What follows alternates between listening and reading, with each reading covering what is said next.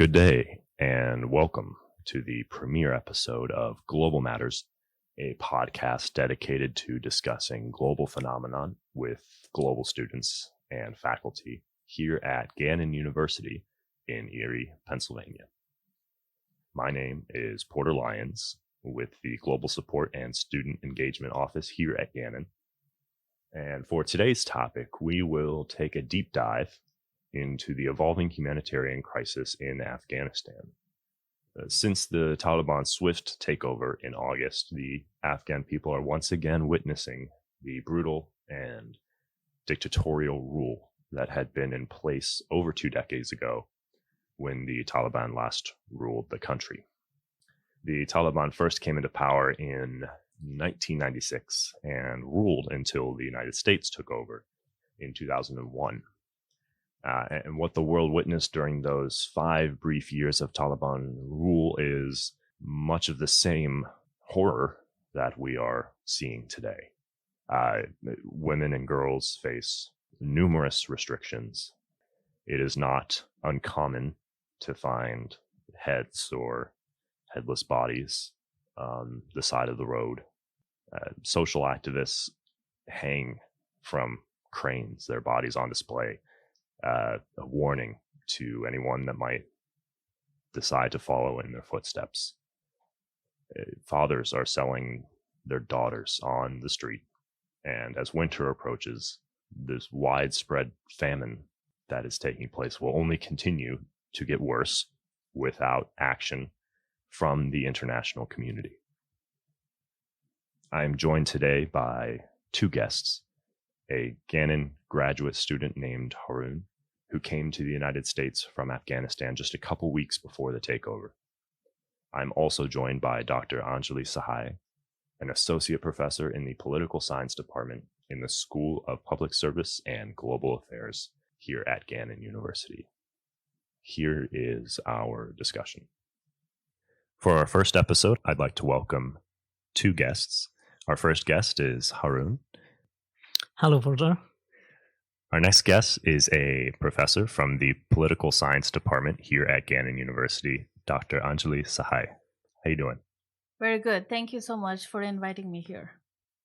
So in an effort to continue to lay that foundation for this discussion, I want to talk about the United States' attempt to effectively nation build in Afghanistan as a method to combat the terrorism that brought the United States to Afghanistan in the first place.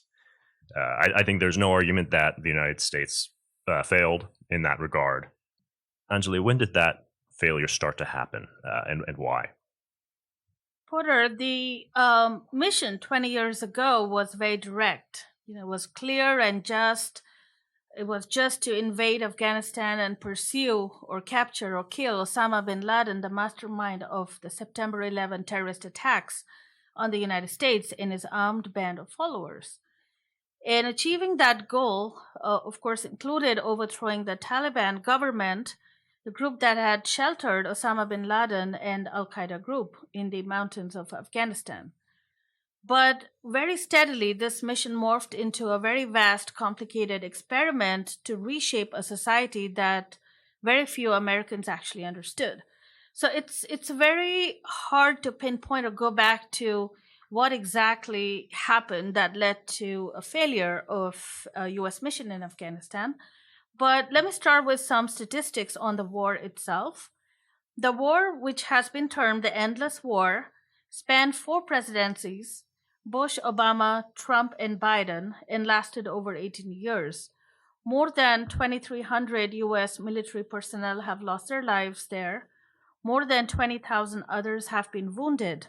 At least 500,000 Afghans, government forces, Taliban fighters, and civilians have been killed or wounded. And Washington has spent close to $1 or $2 trillion on the war, depending on which source you're looking at. So if you look at the reasons we went in there, they were good. There were good reasons, and we stayed there for good reasons. That seemed very right at the time. Nobody in policy making, was setting it up to be a failure. The war in Afghanistan was, in fact, lost through various pivotal decisions that actually spanned 4 different administrations, as I said. And it wasn't just lost in 20 days or even 20 months. There were so many different things that if we go back in time and say that, oh, yeah, that could have been done differently. But I think some of these key things were maybe the US decision to shift focus and resources from Afghanistan to Iraq.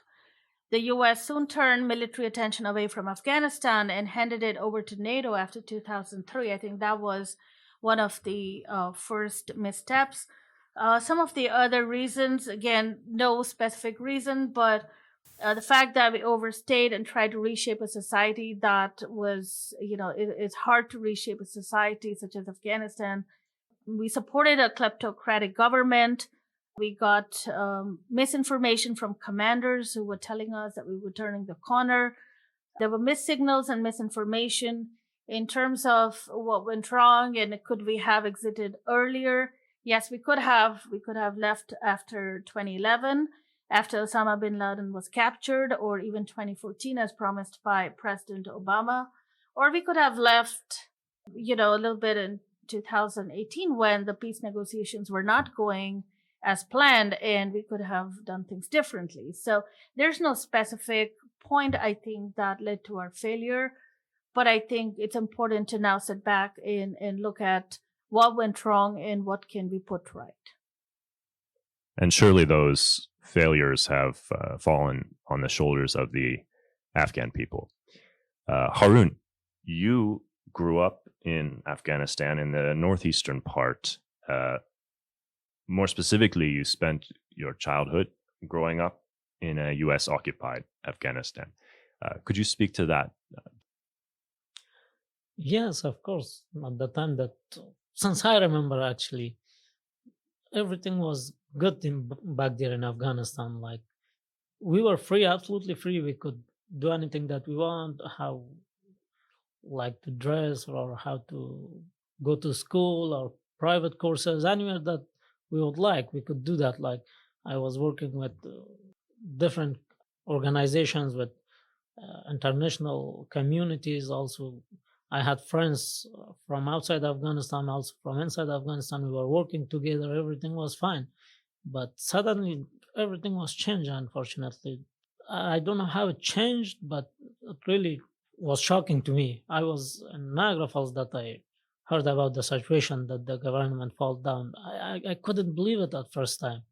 It was too hard for me, but everything just gone, my career, that life which we built in there back in Afghanistan, that sacrifices which we gave there back in Afghanistan, like we left everything in Kunduz province. I'm from Kunduz province.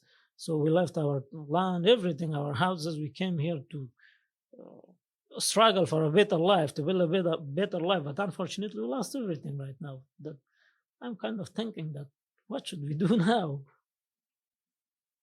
One of the most glaring humanitarian issues that we see occurring in Afghanistan right now is the restriction on the rights of women and girls, most specifically girls' education. We've read reports that girls grades 7 through 12 are returning to school in some provinces. But even then, the Taliban is not even allowing them to take the national exams. Can you speak to this situation? Yes, of course. So there's an examination by the name of Concours after graduation from 12th grade from high school. So we have to take that Concours examination to go to university or colleges, governmental universities. We have to take that national examination test. But the Ministry of Higher Education said that the girls are not allowed to take that examination. Girls can study like up to 12th grade. I mean, high school. After that, they aren't allowed right now. Even they are allowing girls to study in high schools right now, to release those funds or to get the help or support of international communities. I'm pretty sure once the funds of Afghanistan released, which has been frozen by the US government, they will absolutely change their policies and their procedures. It's been like 10 or $15 billion that the US government froze that, and also some other projects which were under work. So all of those projects, all of those funds are seized. So they are doing this kind of things until the international communities recognize them as a government. After that, they will like follow their own rules, their own policies, anything that they want. They will do just like that. There's no doubt that they will return to their methods of governance as we witnessed in 1996 through 2001. Absolutely, because that's their ideology. All of their fighters fought for that ideology. If now they change their ideology, like if they change, like they bring changes in their viewpoints and their rules and their policies, and actually they cannot bring any changes in Sharia, because Sharia is something that they are following from 1500 years ago. They cannot change it. If they couldn't change it until now, absolutely they cannot change it right now, and they wouldn't change it. And those fighters who fought for them, they won't let the leaders to change those rules, because they fought. They also gave sacrifices. They won't let them do that. So now they're like kind of convincing them that let us get this funds back, then we will rule as we want. I would just like to add that this is more than horrifying. This is for women and girls in particular. It's life as they know it has vanished overnight. They're left in hiding indoors, waiting in fear to see if the Taliban will come for them. But even just if we look at education, we are seeing that even temporarily, if they're coming back to study or they're being allowed to study in universities, it's going to be gender segregated, and men will be studying differently, women will be studying differently. Women will be, women instructors will be teaching the girls in school, and Islamic dress code will be mandatory. And this is not the kind of egalitarian education that we want for the country. If you look at any development, if you look at Human Development Index reports, even education is such a big part of that. A country cannot develop if half of its population is not getting educated. And I think this is such a big fundamental right for the girls that is going to be exploited. Even if they go to universities or schools, the government will change. They are actually changing. So they are editing the curriculum of high schools, of universities. They are removing subjects. They are like preparing their own curriculum, which is not standard. Like they are in the past also, they removed biology subjects that because we cannot study the creatures of God. We cannot how the God created humanity, things like that, beliefs like that.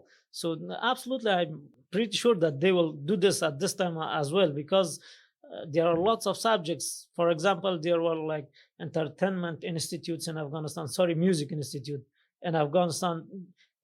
They just closed that institute. No one is allowed to study music or film industries, this kind of things. No one is allowed. As well, they closed the Ministry of Women Affairs, as I mentioned before. They closed that ministry, and instead of that, they created another department. That department is in their own ideology. They are calling it Amr bil Maruf and Nahi as Munkar. As I said, they are controlling you, that how are you dressing, what are you wearing, are you shaving your beard or not. This is really too hard for someone to tell him that you don't have to shave your beard, or you have to wear clothes like this. You are not allowed to wear pants. Since I remember, I live in a country for 12 years that I was absolutely free to go to school or masjid, to pray or not, to study or to go and work. Everything belonged to me because I was free. But right now it's not like that. My friends are calling me. I'm speaking with my friends. They aren't allowed to gather together. They cannot come together. More than 2% or 3% is not allowed. If you more than 2 or 3% come together and sit in a guest house or somewhere, then definitely the Taliban forces will come and ask them, what are you doing? Why you guys gathered together? Or also, if they don't go to mosques and remote provinces, in major cities, they aren't doing these things because the major cities are under the view of media and as well, some international journalists are back in Afghanistan in major cities like Kabul city. So they aren't doing these things in major cities, but they are doing those kind of things in remote provinces, in remote districts. They are going to everyone's house and knocking their doors that it's prayer time, you have to go to pray. Why you didn't come to masjid for prayer? Things like that. It's kind of like they're forcing everyone to obey their rules. And it's so much easier to do that in places where the world is not looking. Of Right. course, absolutely. That's why they will not do this in There is no justice, no court, nothing. There's no one to hear you. Everyone is scared, actually. Even your neighbor cannot help you if you're in problem. Because those people, they look like human. Even they don't look like human. Have you seen him, Porter? Have you seen them? They don't look like human. They're scary, Absolutely. They're real scary. And, we've talked at length in conversations leading up to this discussion about the Taliban's qualification, or lack thereof, qualifications to govern. I mean, for the most part, these are fighters. Absolutely. I want to add something. The thing which you mentioned, the Ministry of Higher Education, as you said, they are fighters. They recruit someone as a Minister of Higher Education in the Kabul city. He had an interview. In his interview, he said that those people who graduated from universities, or they have bachelor degrees or master degrees or PhDs, they aren't valuable to us. What does it mean? Then who are valuable to you people? Which kind of people do you want then, if they aren't valuable to you? They were saying that to a guy, a kid, like a 15 or 16 years old kid who went to madrasas for 1 year, he is much better than a person who spent all of his life to study, to get his master's degree, to get his PhD. That person is not valuable to them, but that kid who went for 6 months or 1 year to madrasa, they are valuable to them. Which kind of logic is this? I agree with Haroon. It's unbelievable, and it's hard to imagine the way forward for Afghanistan in the 21st century. How is this country going to build itself back up? It was already on a path of development the last 18 years, and then to have this kind of setback is a blow to the people, where people are being told that they're not valuable, their education is a waste, and what kind of society are we looking at for the future? At the time of this recording, the Taliban foreign minister has requested the release of the $9.5 billion in frozen assets belonging to the Afghan central bank that the United States has frozen, in order to, and I quote, restore economic order and to prevent further humanitarian disaster as more Afghans would presumably leave the country. Some strategists have recommended a more transactional approach for the United States to take when negotiating these funds, these frozen funds. We will release some of the funds if the Taliban does X, Y, or Z. I mean, what does it take for the aid to get to the Taliban? I mean, will the Taliban make concessions as winter approaches? How do we get food, other necessities to the Afghan people? I mean, to what extent does the global community engage with the Taliban? So several proposals are on the table. So what can we do? This is where it becomes really complicated. Should we have sanctions on Afghanistan, or should we release funds to Afghanistan? So if we give funds to the Taliban government, there is no guarantee that it will actually lead aid for the people, that it would actually lead to humanitarian assistance. So there are several proposals in place. One is to have sanctions, UN sanctions, but we know that sanctions sometimes don't really impact any political outcomes. We saw that in Iraq, where the people were the ones who were starving, and as winter is approaching, what we'll end up doing is just having more starvation in Afghanistan, where it's the common person, the civilian population, that's going to suffer more than anyone else. So one proposal is to partner with IMF and UNICEF and other international and non-governmental organizations to make sure that the relief fund is actually reaching the people. And for example, UNICEF is directly working with women and children, and they're working with, giving aid to more than 18 million people, humanitarian assistance, giving life-saving supplies and services, etc., to Afghanistan's most vulnerable. So these are some of the, I think better approaches. If we give, again, it's complicated. If you release the funding, we don't know. It's too early to tell if it's actually going to go towards governing the people and providing humanitarian assistance, or is it just another tool to get money into the hands of the government? These are hard policy decisions, and I don't have an answer here, but I can just say I feel like working with humanitarian aid workers and aid organizations should be a starting point for sure. So if the US government released the funds of Afghanistan, just imagine the fund goes back to people or the UN or other humanitarian organizations who are currently helping people, because winter is coming, they are starving, there is no job, there is no salary, there is nothing to do back there in Afghanistan. So for how long it will go like this? For how long the like UNICEF or other humanitarian organizations should help them? For how long we should be scared of this government that if we send funds to Afghanistan, like for infrastructure or to help people, and we are scared that what if the government of Taliban took that money or took that fund? For how long? What are the plans actually for the future? These people who are like talking about the humanity, human rights, this kind of things, it's not about like 1,000 people or 100,000 people. It's about millions of people. There are 14 million people. They're suffering. And for how long? Nobody knows that. Well, you bring up a good point, and that's the question as to how much can a civil society, an active civil society, and an inclusive civil society thrive in this Afghanistan? So I think one is a long-term approach and one is a short-term approach. The short-term approach is to definitely step up humanitarian aid because of the imminent crisis on the ground as it's happening right now in winter approaching.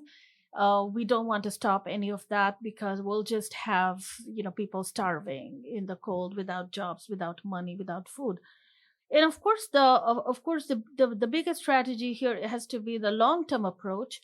How can Afghanistan get back on its feet with a government that's responsible to its people and, join the international community as a legitimate government, just like every other government, so that there is no, future. I mean, it should not be compromised for this country.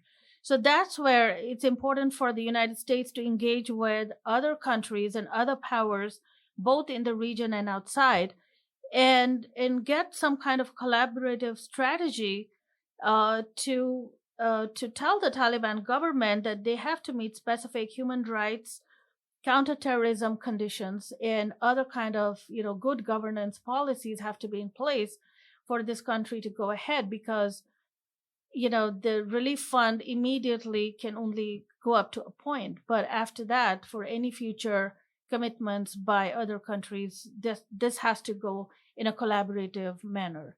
So to bring in other countries in the region, such as Pakistan and India, are pretty huge, especially India, which is a democratic country, also serving a 2-year term as a non-permanent member on the UN Security Council, can and has put forward certain measures.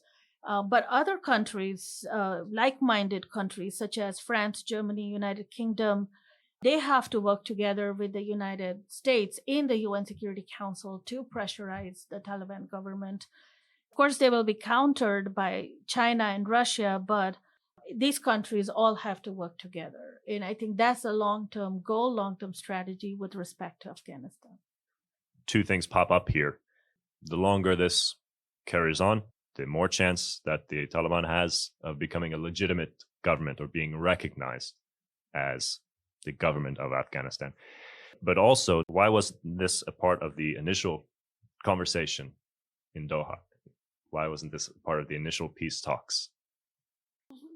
I have a very big concern actually, like how we can like expect a government like Emirat Islami, as they calling themselves, to cooperate with international communities if their leaders are the most wanted people in the world. They're tourists. Can you believe this?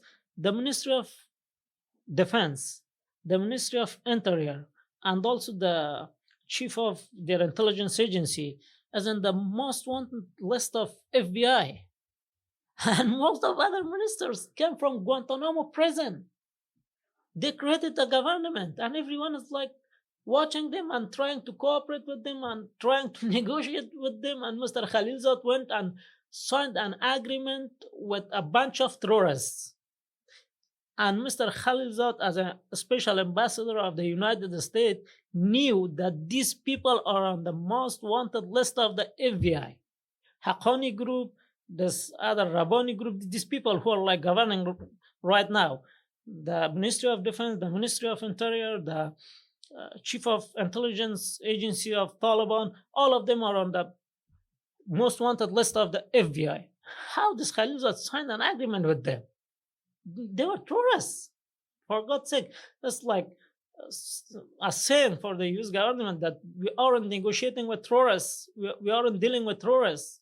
Then for which purpose did you sign that agreement with this bunch of terrorists? And how we could expect that they will change? How, if you couldn't change them in 20 years, how we could expect that they will change? And this Khalilzad gave everything to them, negotiated with them, signed the agreement with them, all the military equipment, all the sacrifices which has been made in this 20 years, they handed over everything to them. And just the Ministry of Foreign Affairs or Foreign Secretary of US, Mr. Blinken, and he encouraged Mr. Khalilzad for his achievements. What achievements? It's not achievements. He's claiming that he did that because of the national interest of United States. Which kind of interest would be this? This is like kind of damaging the prestige of United States between international communities. You know what I mean? We're talking about a brutal authoritarian regime that's is so-called in power right now, and even your brother and some of your friends, they are in hiding right now. Of course, all of them, they are in hiding because, like, my brother was working in Attorney General office as a prosecutor. He was working as a prosecutor in Attorney General office, and the US Embassy created a department, a center by the name of Anti-Justice Corruption Center. And that center was like following the ministers, the mafia, the drug dealers, the parliament members who are trafficking money, who are like smuggling money from Afghanistan to outside foreign countries. He like prosecuted more than like 1,400 people, 1,400 cases. And right now, everyone is like looking for them. Everyone is. And they're just in hiding. So what they should do? They cannot work in the future government. Absolutely, they can't work. They won't accept it. Actually, they said they even, they closed the department, that center. They said that we don't need Attorney General office. This kind of, they closed lots of the departments of Attorney General office because we have Amr bil Maruf. They created another ministry, which I told you before. Instead of Ministry of Home Affairs, they created Amr bil Maruf and Nahi az Munkar. So we have this department. We don't need this department of Attorney of General Office because we can do by that one department our all work. So what they should do now? It's for these people. I agree with you. I mean, this is unbelievable. Absolutely. You cannot imagine how can we negotiate even with such a hardliner government.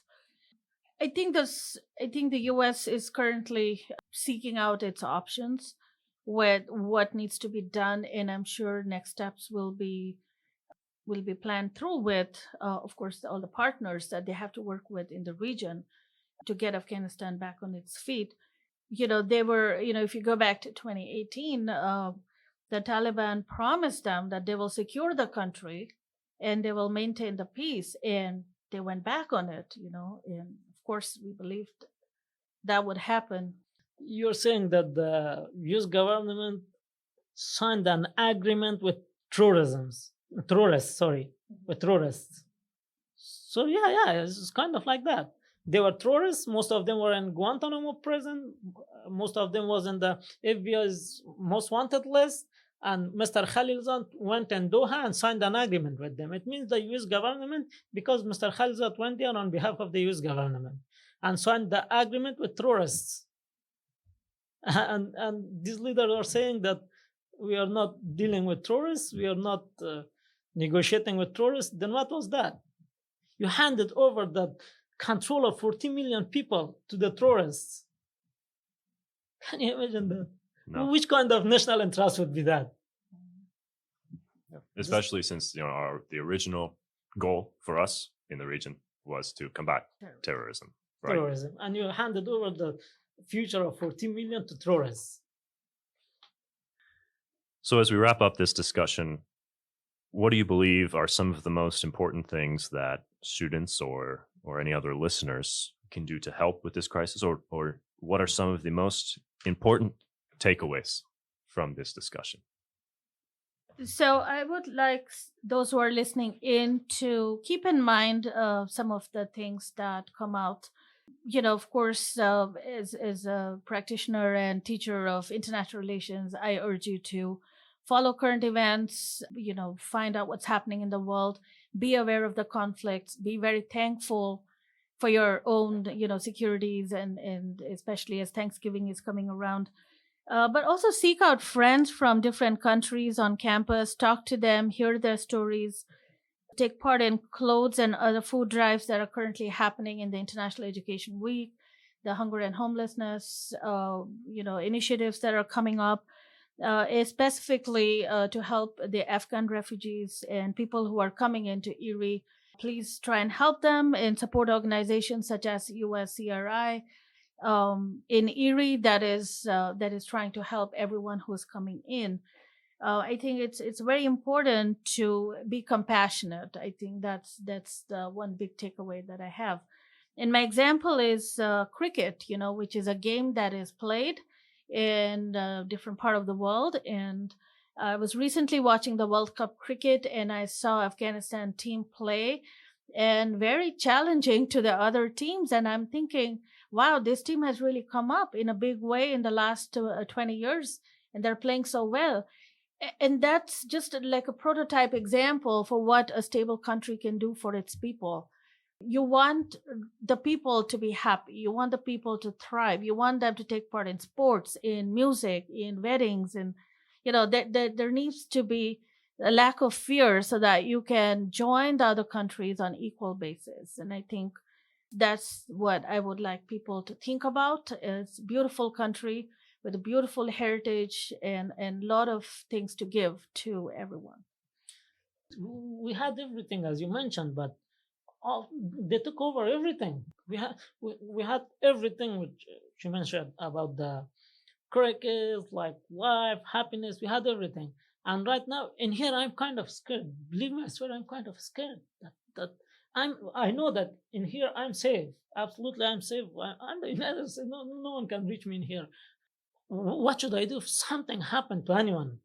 We had a good life. We had if I wanted, I could build a good life for myself and the region.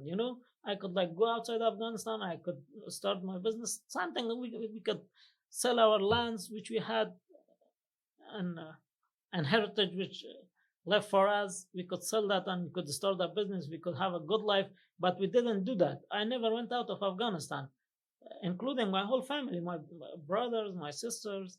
So like me, there were lots of people who were fighting, giving sacrifice to build a freedom in that country. We are a very poor country. We know that. We accept that. But the only thing which we had in our country was freedom. Now they took that from us.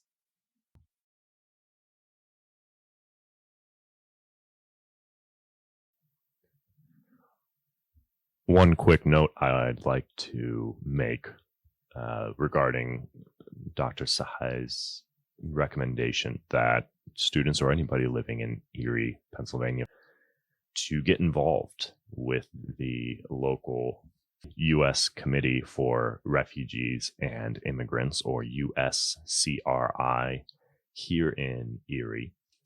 I have reached out to one of the program coordinators at USCRI Erie, and they have graciously given me some information on how volunteers can get involved with the agency, one of which is signing up for the Welcome Team email list. And what this does is USCRI associates will email anybody signed up when maybe an apartment needs cleaned or set up, when somebody needs to go grocery shopping or teaching newly arrived immigrants or refugees how to ride the bus or take them shopping. So if anybody is interested in that, they can email llaythe at uscrimail.org. And that first part of the email is llaythe. So that's llaythe at uscrimail.org. They also offer monthly virtual lunch and learn sessions. Those are hosted on the first Friday of every month. And of course, they are always accepting ongoing donations, whether those are winter coats or curtains and rugs for their clients. But they also have an Amazon wish list, which you can receive by emailing that aforementioned email. It is worth noting that while this team settles clients from all around the world, that USCRI Erie has settled over 100 Afghan arrivals here in Erie just this past month. And for those of you that have made it all the way to the end, I deeply appreciate you listening. And I know that Haroon and Dr. Sahay and the entire global community do as well.